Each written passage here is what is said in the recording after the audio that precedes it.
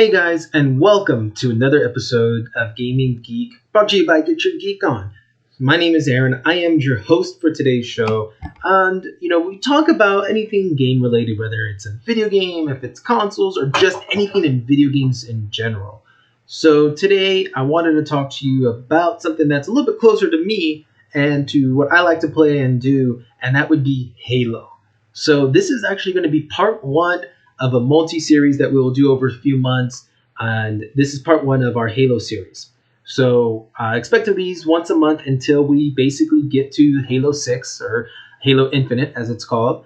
And I thought we should kind of give you a brief history of what each game is about, and if it's worth playing, and if you are new to the series, you'll be able to pick it up and understand what's going on. So the first game we're going to talk about, we're actually going to go in chronological order versus when the game's released. So that means Halo first one isn't technically going to be the first one we talk about. We're actually going to talk about Halo Reach. That's right. This is technically in chronological order where everything started for the video games. There are books and stuff about Halo Reach, as well as the Code Protocol and a few other things you'll hear from time to time between all the video games, and it kind of talks about it a little bit. And maybe we'll do some reviews about the books as well for all of you, and you'll be able to check those out too. So I'm going to talk about the game itself, and then we'll talk about the actual storyline. So Halo Reach was released on September 14th, 2010, to mostly positive reviews. It got a 76% on PC Gamer and 7 out of 10 through Steam. But that's actually a little bit of a lie, because that one came out later on Steam, but that's another story. But for the most part, it got pretty much positive reviews. It introduced some new abilities, such as the armor lock abilities, or the armor abilities, I should say, as well as we got introduced to a new protagonist in Noble 6 versus Halos 1 through 3 at this time. Were all focused on the Master Chief. So I wanted to kind of go over the gameplay. So it is still a first-person shooter. You are part of the Noble team, which is a team of Spartans, essentially. All 6 of them are Spartan 2s, who went through the Spartan training program and are now considered what you would call a super soldier. Kind of like Captain America, just Captain America on steroids. So you get that, like, we're really, really strong, and plus we have powered armor that kind of helps out as well. So with that being said, you basically are going to be the new guy in all of it. You are Noble 6, who is replacing the Noble who's passed. They don't talk about him very much in the game, but he died. You're replacing him, and the leader of the team is kind of the only one who really feels like he accepts you, in my opinion, because all the other Spartans rather be down a man and not replace it than actually have to get a newbie in there, which canon-wise is a little odd to me, because it's like, well, technically all of them were they were all worked together. They all were a team growing up. If you read the books, you understand a little bit more about that part. So you're a first-person shooter again, just like all the other Halo games. You have your heads-up display, which has your armor, your health. You have your guns. Everything's about the same, essentially. Nothing's really different. So you land on Reach, then you go out to investigate a disturbance that's happened, and you come to find out that the Covenant have now invaded Reach. Reach is basically the second human stronghold compared to Earth. It's kind of like Earth and Reach are basically our foothold in the universe. So them being on Reach was a big, big deal, because it's like they should never have found Reach, and this is our military stronghold. This is kind of where almost not essentially our last stand, but pretty darn close, because after Reach is Earth. So, you open up there with finding out they're on there. Oni's trying to basically play their own part in everything and getting some technology off, which you find out later is technically Forerunner technology. Dr. Halsey comes out a few times, and she kind of talks about, what's on this planet. We need it to help in facing the Covenant later on in the war.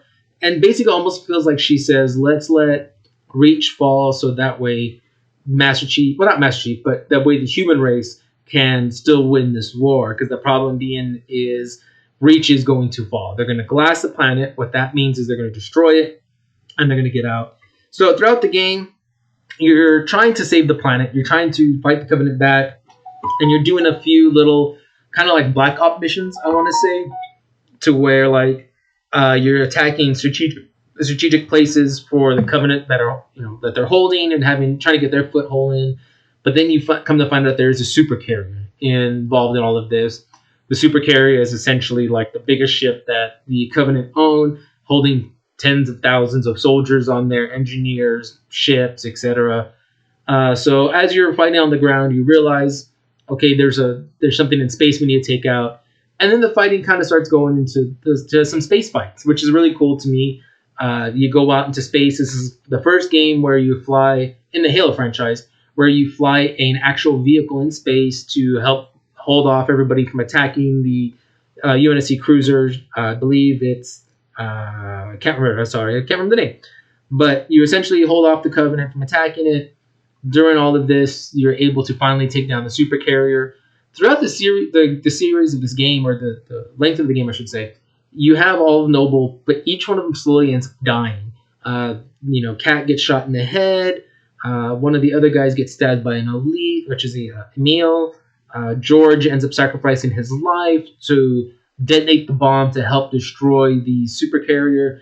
And throughout the whole game, that's basically the story of it all, is that these Spartans are not, unlike what we're used to with Master Chief from Halos 1 through 3, these guys are not going to make it, probably, and you're not invulnerable. They have weaknesses, they can die. So, essentially, at the end of it, as Emil dies and Jacob Keyes, who is one of the characters in Halo 1, comes, and you deliver him Cortana because his ship, Pillar of Autumn, is leaving Reach, and they're going to try to take this technology and information with them and hopefully be able to fight off the Covenant. Well, they still need somebody to man the railgun to help keep off the Covenant off the ship while they fly off. As there's Emil is dead, and you're the last one of Noble Team at this point. Your leader's dead, Kat's dead, everybody's dead except you. Spoiler alert for the game. You hold off on the railgun, protect the Pillar of Autumn, and are able to finally let them leave. And initially, you basically sacrifice your life for theirs. So Noble 6 at the end of the post-credit scene is last stand fighting an overwhelming Covenant force. Basically, after you're playing this little round, it's kind of cool because it's one of those, it's almost like firefight mode if you are familiar with that, where it's going to be nonstop Covenant coming at you, and you're going to have to keep fighting them until essentially you're dead. Like, eventually they are going to overwhelm you. There's no doubt about that. That's just unfortunately how it's going to go. So, like, for instance, I think I lasted about 10 minutes or so on hard before they finally overwhelmed me, and you can't do anything. But the cool thing is after you take some damage, your heads-up display, your mask, it kind of starts cracking and breaking, and you're not able to see certain things on it. And then, like, years later, it's basically you see the helmet remains on the glass planet, and that kind of brings the whole narration into a whole, because at the beginning of the game, you see the helmet on the ground as the Jeep drives in, dropping you off, the helicopter flies in and it drops you off. And, no, it's a Jeep. I'm sorry, it's the Warthog, and then you leave in a helicopter. But the whole thing is narrated by Halsey's, her eulogy for Noble Team, essentially, who basically gave their life for humanity's victory over the Covenant. So that's kind of like the cool thing about it. You are playing a character who's not going to live. If you know anything about the books before this, because the book came out years before this, you realize that this game is going to have a bad ending, because nobody lives on Reach, except for those that are able to get on the Pillar of Autumn, maybe some other ships that are able to leave before the Covenant collapse the planet and destroy everything. Kind of gives you a quick rundown of pretty much all the missions. You got sniper kind of missions, you got day missions, night missions. You have where some of the animals are fighting the Covenant. It's a lot, like I said, to me, it's a lot more of a strategic thing, because it's like, okay, we have to take out this to help slow the Covenant down or stop it. But ultimately, when you read the books and you know what's going to happen, Reach is going to fall. So no matter what you do, kind of is like we're all doomed. So that's kind of the other drawback to the game, though, is if you going into this game knowing the storyline, you realize, like, shit, everyone is going to die. Like, you're playing just to hear how his story was. And if you don't mind knowing that everybody's going to die and seeing it, then I say keep going. Now, there are some big plot holes in the storyline, like Kat dying. It was one of those, how did she die? Because she was wearing a helmet, her shields are up. long stories to that. Like, it's kind of interesting when you think about it because there's like a lot of holes like this for plot convenience, and it almost reminds me of a movie. Like, and that's what these are. To me, they're playable movies because we're playing these games, playing these characters, and we get to experience what they go through to the bitter end, essentially. But what I would say is, if this game is, for me, out of all of them, it's one of my favorites. I would give it a solid 7 out of 10. If I'm giving it a rating, if you want to check it out, I really recommend to do that. The multiplayer was fun. I love the firefight it had in it. I love the armor customization. To me, it was one of the better ones of all the Halo games. Now, the armor abilities to me were a little clunky at times. The controls felt a little off if you didn't set them right or if you didn't switch from the default controller. But those are that's why I can't give it a 10, because like the armor abilities to me should not have been what they were. I think they really should have been more along the lines of just not, to be honest, they shouldn't even have been there. I didn't like that was something that was there because we don't ever see those in the earlier games. So why are they coming around now? They should have never been there. They should have just left it alone. The running was an actual armor ability, which to me was kind of a joke because you should have just have always had the ability to run. So for me, that was a drawback. It shouldn't have been that way. So that's my complaints about it. Overall, though, great storyline. I always have fun playing it. I replayed it just for this. And so, guys, I would recommend go check it out. Now, as for the lore, I want to get a little bit deeper into that because, again, I kind of touched on it in this little brief, 10-minute, this is what the game is. But I want to go into the Halo lore. Halo has a lot of lore. There's a lot behind Halo. If you've ever played the games and watched it, there's really a lot of story here. So, for instance, the game, like I said, it starts off as Noble 6 is coming to join the team. The way this game plays out, it actually starts on July 24th, 2552. And the last date, essentially, when Noble 6 himself dies, roughly is 11/12/2552. So you have about, August, September, about 2 months, which if you think about it is crazy. In 2 months, the Covenant destroyed an entire planet that the humans had, which to me is insane because it's like, dude, they had either planned this out or they were ready for this fight before everybody. But the truth is, the Covenant have always had superior technology over us. So that's kind of what's going on. This is where you really do see that the Covenant are always one step ahead of us. They're always going to be basically better with technology, with the plasma and everything else. So that's kind of what happens here. It's just we get overwhelmed. We realize that we don't have the technology to keep up with them, and well, too bad, we kind of lose. So I like it because of that. We're on the ropes throughout the whole game, and they kind of comment on that a few times where it's like, oh yeah, we're trying to do this, but why can't we figure this out? Why is this black? Why is this dark or whatever? And you get that feel of urgency of oh crap, we're on the ropes. We're not, we're winning this fight like nothing. It's the Covenant are kicking our butts throughout the whole thing. So then, like I said, so starting from the lore of it, July 24th, 2552 at 0728, Noble Team goes to investigate a possible insurrectionist activity. For anyone who doesn't know, insurrectionists are basically the rebel humans.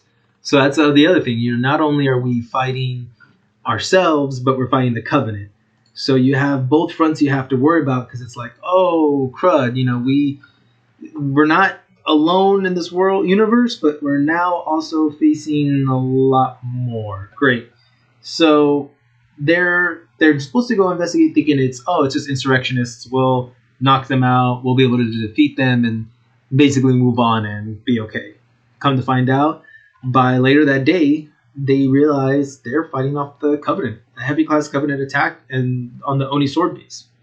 By August 12th, it's a full scale assault on the whole planet. Essentially, this is on various territories where the fight takes place, where Noble Team is sent to gather intelligence from the Covenant occupied sites. But that's the thing. And if you look at that time frame, in less than a month, the Covenant already have a full frontal assault going on. They already dug their heels in. They've been there for a bit. By mid-August to late August, Noble team's extracted by a pelican to go help out New Alexandria, which is where they're trying to get more civilians off. Operation Red Flag is given the official green light, which is where they essentially have to go and destroy the Covenant supercruiser, like I said, and then to help get Cortana over to the Pillar of Autumn. And so there's a lot going on. You meet up with Fleet Command, and you meet up with, like I said, Captain Keyes, Dr. Hosley. I apologize. So my thing is, this game does stick very close to the lore of this series. Like I said, my only drawback in this one is how they treat Noble Six joining them, because to me, Noble Six should have been more accepted by everybody because, again, he grew up with these people. There's the theory of, oh, well, he didn't train with these guys, he doesn't know them, as well as they know each other. And we can argue both sides.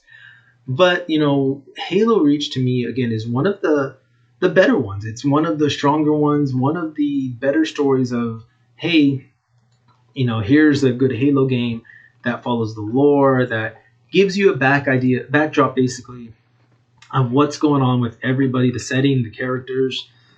So in Halo 1, you kind of don't know why you're fighting, but in this, it gives you that this is why we're fighting. This is why we are trying to hold off against the Covenant Armada.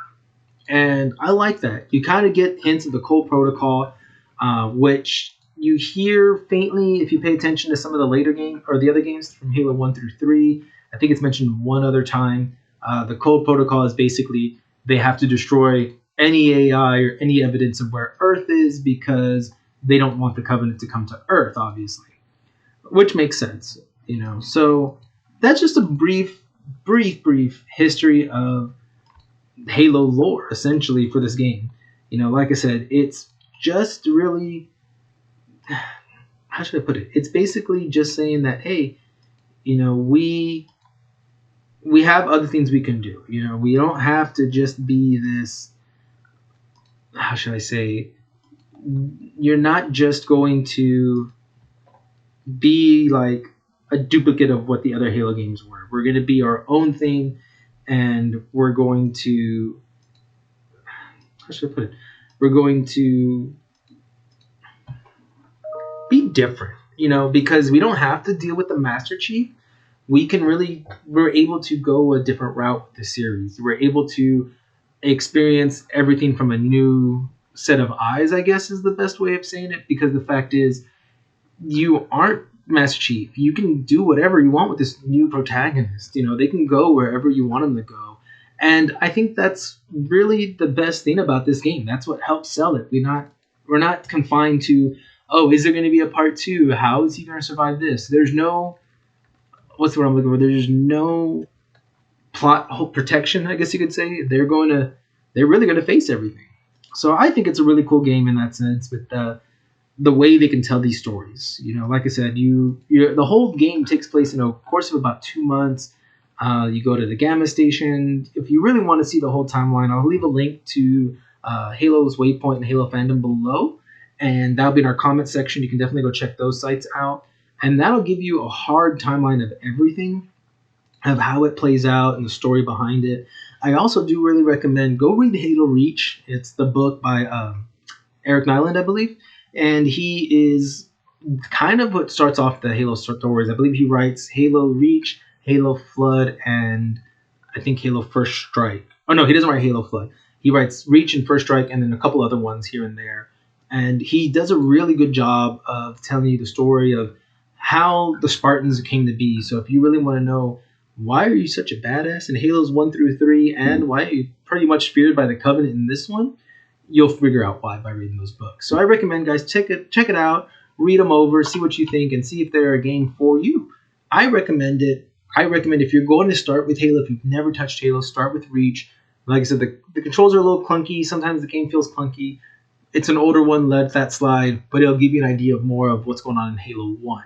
So that way now you come in with this information from Halo 1, knowing more of the background. Instead of Halo 1, you kind of just are dropped into it like, oh, here you are on the Pillar of Autumn, and that's it.